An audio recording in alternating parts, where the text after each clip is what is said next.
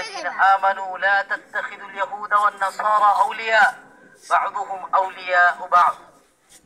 সম্মানিত হাজিরিন, আজকে আমরা একটা কঠিন মুহূর্তে একত্রিত হয়েছি। সারা বিশ্বের অন্যতম পুণ্যভূমি বরকতের জায়গা ফিলিস্তিনের গাজায় আমাদের ভাই বোনদেরকে যুগের পর যুগ অবরুদ্ধ রেখে বিশ্বের সেরা জালেম বর্বর ইহুদিরা নির্মম নির্যাতন করে যাচ্ছে। সম্প্রতি সেহরির সময় মাহে রমজানে অবিরাম বোমা বর্ষণের মাধ্যমে এই নৃশংস হত্যাকাণ্ডের জোরালো প্রতিবাদ জানায় সারা বিশ্বের প্রতিনিধি সংগঠন জাতিসংঘের কাছে।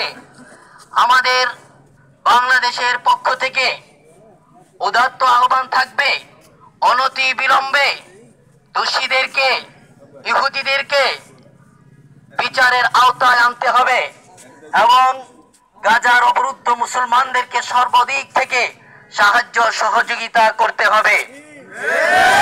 আমাদের বাংলাদেশের বর্তমান অন্তর্বর্তীকালীন সরকারের প্রধান উপদেষ্টা, বাংলাদেশের বর্তমান প্রধান মুরব্বী ডক্টর ইউনূস সাহেবের কাছে আমাদের উত্তরখানের পক্ষ থেকে, সমস্ত মুসলমানদের পক্ষ থেকে, বাংলাদেশের সমস্ত মুসলমানদের আকুল আবেদন, আপনি অনতিবিলম্বে একটা নিন্দা প্রস্তাব আনতে হবে এবং ইহুদিদের বিরুদ্ধে বাংলাদেশের পক্ষ থেকে একটা পদক্ষেপ রাখতে হবে। আমরা অতি সত্বর আপনার পক্ষ থেকে মুসলমানদের পক্ষে, গাজাবাসী মুসলমানদের পক্ষে সহযোগিতার আশ্বাস দিতে হবে।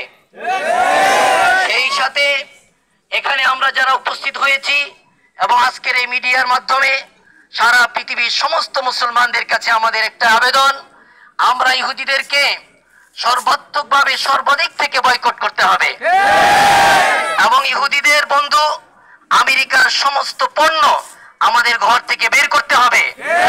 আমরা এদেরকে শায়েস্ত করার উদ্দেশ্যে ভবিষ্যতে আর কোন আমেরিকান এবং ইহুদি কোন পণ্য আমরা আমাদের ঘরে আনবো না। তাই বর্তমানে এই জামানা চ্যালেঞ্জের জামানা। আজকে মুসলমানদেরকে শেষ করার জন্য সমস্ত কাফের বেঈমান একাট্টা হয়ে গেছে, কিন্তু দুঃখ পরিতাপের বিষয় আজকে কাফের বেঈমানদের ষড়যন্ত্রের বিরুদ্ধে রুখে দাঁড়াবার জন্য আমরা ঐক্যবদ্ধ হতে পারতেছি না। এজন্য আজকে থেকে, আজকের এই অবস্থান থেকে আমরা সবাই ইনশাআল্লাহ সামনে ভবিষ্যতে কাফের বেঈমান বিরুদ্ধে সমস্ত ষড়যন্ত্র রুখে দেওয়ার জন্য আমরা সব সময় ঐক্যবদ্ধ থাকবো ইনশাআল্লাহ। আল্লাহ তাআলা কোরআনে ঘোষণা করেছেন, ইয়া আইয়ুহাল্লাযীনা আমানু লা তাত্তাখিযুল ইয়াহুদা ওয়ান নাসারা আউলিয়া বা'দুহুম আউলিয়াউ বা'দ। হে মুমিন মুসলমান, ভালো করে জেনে রাখো, তোমরা কখনো কশ্চিনকালেও ইহুদি এবং খ্রিস্টানদেরকে বন্ধু হিসেবে গ্রহণ করবে না। ইহুদি এবং খ্রিস্টানরা তারা নিজেরাই নিজেদের বন্ধু। মুসলমানদের সাথে কোন সময় কখনো তারা তাদের সুবিধার জন্য হাত মিলায়, গলা মিলায় এবং বিভিন্ন সুরে কথা বলার চেষ্টা করে।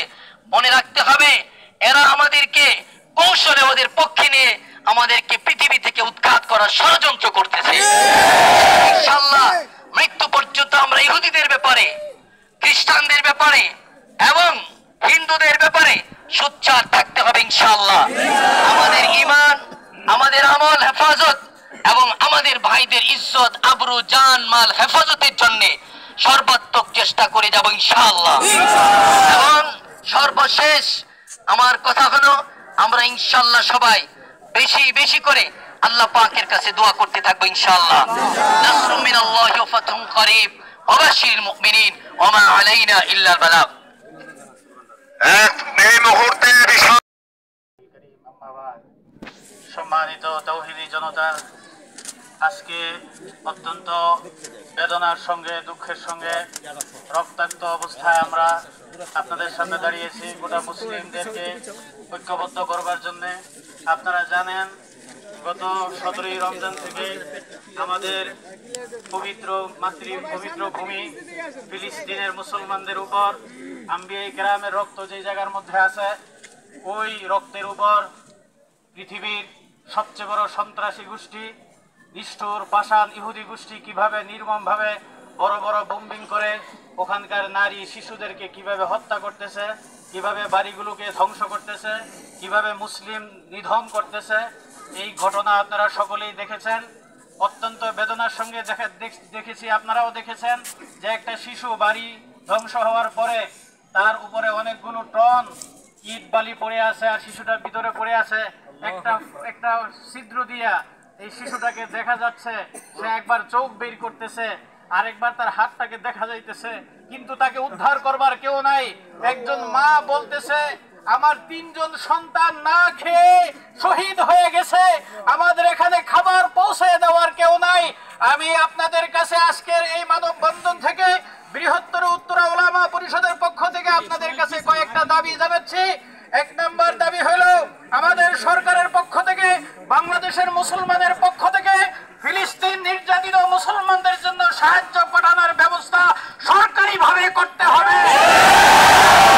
2 নম্বর কথা হলো, জাতিসংঘকে বলতেছি, আপনারা তাকিয়ে তাকিয়ে মুসলমানদের রক্তকে দেখছেন, মুসলমানের রক্তকে দিয়ে আপনারা হোলি খেলা খেলতেছেন। আপনারা মানবতার কথা বলেন, তাকিয়ে দেখুন আমাদের শিশুদের রক্ত, মা বোনদের রক্তের দিকে তাকিয়ে দেখুন। তারাও মানুষ, মানুষ হিসাবে তাদেরকে বাঁচার জন্য আপনাদের জাতিসংঘের উদ্যোগে ফিলিস্তিনের বিরুদ্ধে যারা আক্রমণ করতেছে সেই সন্ত্রাসী ইহুদি গোষ্ঠীকে তাদের প্রকৃত বিচার করুন, তাদেরকে প্রতিহত করুন। 3 নম্বর কথা আমি আপনাদের সামনে বলতে চাই, ইসরায়েলি পণ্য যেখানে যেখানে পাইবেন সত্যিকার অর্থে বুঝবেন, যাচাই করবেন, ইসরায়েলি পণ্য বয়কট করবেন।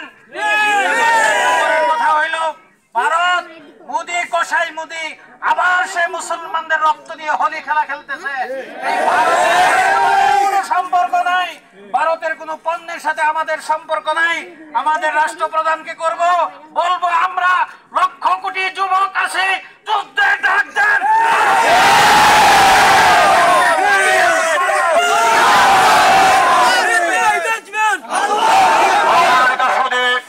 এ পর্যায়ে আমাদের সামনে গুরুত্বপূর্ণ আলোচনা করবেন বৃহত্তর উত্তরা উলামা পরিষদ উত্তরখান থানার শাখার সম্মানিত সাধারণ সম্পাদক হযরত মাওলানা মুফতি শিবলি সাহেব। হযরত মাওলানা মুফতি শিবলি আক্রান্ত হৃদয়ে এখানে আমরা সবাই দাঁড়িয়েছি। এখনো প্রত্যেক মসজিদ থেকে, আরো বিভিন্ন দূর দূরান্তের মসজিদ থেকে আমার কাছে ফোন আসছে। এখানে আমরা রুদ্রে সামান্য সময় দাঁড়িয়ে থেকে কষ্ট মনে করবো? এজন্য সবাই আসলেই আমরা ইনশাআল্লাহ দোয়ার মাধ্যমে শেষ করব। আমি শুধু কয়েকটা কথা বলতে চাই। সম্মানিত হাজিরিন, আমরা 2-1টা যে ভিডিও দেখতেছি এগুলো কিন্তু শেষ ভিডিও নয়, এগুলোই কিন্তু একমাত্র ভিডিও নয়, এর চাইতে 1000 গুণ বেশি নির্যাতন বেশি চলতেছে। কথা ঠিক কিনা বলেন? ফিলিস্তিনের খবরকে প্রচার করবার জন্য ফেসবুকে কেউ পোস্ট করে না, ফেসবুক কর্তৃপক্ষ সেটাকে ইচ্ছার সাথে প্রচার করে না। কথা ঠিক কিনা বলেন? বরঞ্চ এই খবরগুলো প্রচার যারা করে সেগুলো ডিসেবল করা দেওয়ার জন্য ফেসবুক কোম্পানির কাছে বিভিন্ন সফটওয়্যার আছে। সুতরাং আমরা যে দেখতেছি ঘটনা তার চাইতেও প্রকট, আরো বেশি ক্ষতিগ্রস্ত আমার ফিলিস্তিনি ভাইয়েরা। মনে রাখবেন, আজকে যদি আমরা স্বাধীনতার ডাক দিয়ে এভাবে ঐক্যবদ্ধ না হই, আর বেশি দিন দেরি নেই, এই ভারত নামে কসাই মোদির নেতৃত্বে এই বাংলাদেশকেও ইসরায়েল বানিয়ে দেওয়া হবে। এজন্য ফিলিস্তিন, বাংলাদেশ এগুলো নয়, বরঞ্চ মুসলমানদের শত্রু হলো তারা সবাই। কথা ঠিক কিনা বলে? এজন্য আমরা যেদিন থেকে জিহাদ বলে গেছি, যেদিন থেকে শুধুমাত্র তাসবিহ আর নামাজের মধ্যে ইসলামকে খুঁজে নিয়েছি, যেদিন থেকে মসজিদের ইমাম সাহেবকে 2.5 ফিট জায়গার মেহরাবের ভিতরে বন্দী করে দিয়েছি, সেদিন থেকে ইসলাম পরাজয় বরণ করেছে। কথা ঠিক কিনা? আর কোন নেতার বক্তব্য নয়, মসজিদের ইমাম সাহেবের বক্তব্যের উপর আস্থা রাখতে শিখুন। আর কোন সাধারণ মানুষের নেতা নেত্রীর নয়, কুরআন হাদিসের কথার উপর বিশ্বাস ও ইয়াকিন রাখতে শিখুন।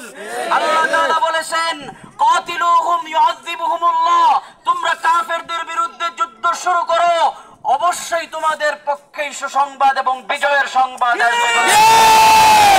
ইনশাআল্লাহ আমরা সরকারকে বলতে চাই যে ফিলিস্তিনের সরাসরি খাদ্য, ত্রাণ সবকিছু পাঠানো হবে। এটা হলো প্রাথমিক দাবি আমাদের।